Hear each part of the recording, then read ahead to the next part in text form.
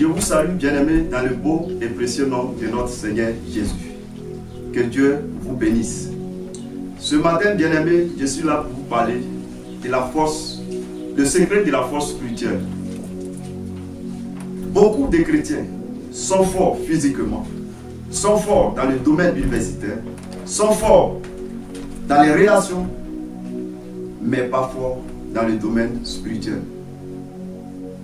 Plusieurs viennent à connaître le Seigneur, mais ne deviennent jamais forts dans le Seigneur. Alors, le but de ce message ce matin, c'est de révéler aux uns et aux autres le secret de la force spirituelle. Connectez-vous donc à ce message avec attention pour recevoir quelque chose de précieux pour vous. Ce message est tiré dans l'épître de Paul aux Éphésiens, le chapitre 6, le verset 10. Que je vous invite à lire avec moi.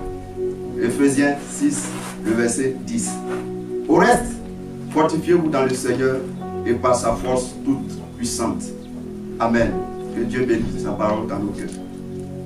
Bien-aimés, tout au long de la Bible, les chrétiens sont exhortés à être forts. Et vous lirez la phrase « fortifiez-vous » à de nombreuses reprises dans la Bible. Bien-aimés dans le Seigneur, pour être fort spirituellement, vous devez vous fortifier. Et cette force ne peut nous venir que du Seigneur. Vous ne la trouverez nulle part, ni par vos raisonnements, ni par votre connaissance. Cette force se trouve dans le Seigneur. Pour vaincre son ennemi, on a besoin de la puissance. Et c'est le Seigneur qui répand sa puissance en nous pour vaincre. Alors, le passage que nous venons de lire nous dit de nous fortifier dans le Seigneur. C'est ainsi que nous irons de victoire en victoire. C'est le Seigneur qui nous fortifie. Laissons-le faire.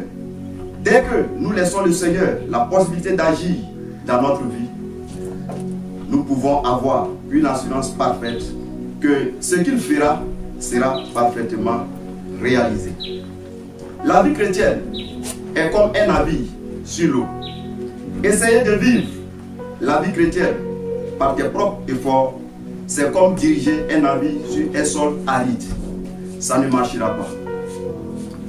Pour que le navire puisse aller quelque part, il doit se reposer sur l'eau. Pour profiter aussi de la vie chrétienne, nous devons apprendre à nous reposer sur le Seigneur. Le secret de la force spirituelle du chrétien, c'est Christ qui vit en lui. Et Paul savait cela.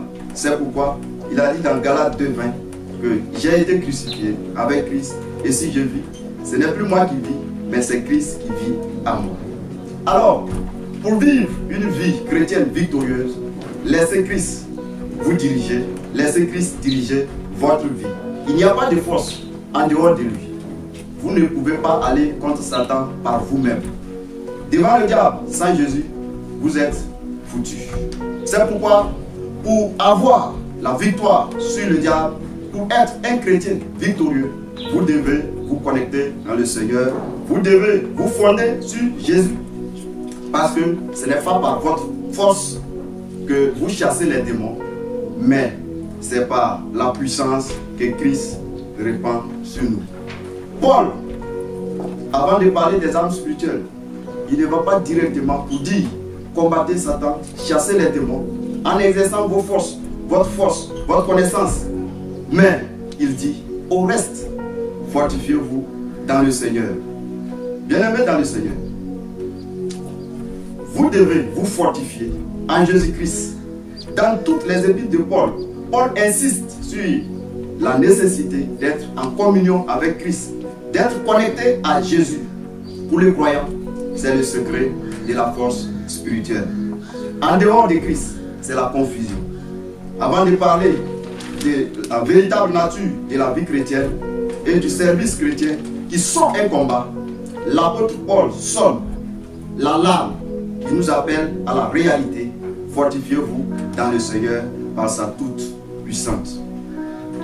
Notre cœur, bien-aimé, doit être en Christ. Indépendamment de Jésus, nous sommes livrés à nos propres forces qui se prouvent bien vite insuffisantes. C'est pourquoi nos cœurs doivent se fortifier dans le Seigneur, le vainqueur absolu de toute la puissance de l'ennemi. Vivons donc notre vocation en laissant Christ nous diriger, en laissant Christ nous conduire. Que Dieu vous bénisse. Amen. Merci Seigneur pour ta parole. Tu ne parles pas en vain. Tu veux que nous soyons forts, que ce matin, tu as permis que cette parole nous soit donnée. Sois béni, que cette parole vraiment soit gravée au fond de nos cœurs, au nom de Jésus. Amen.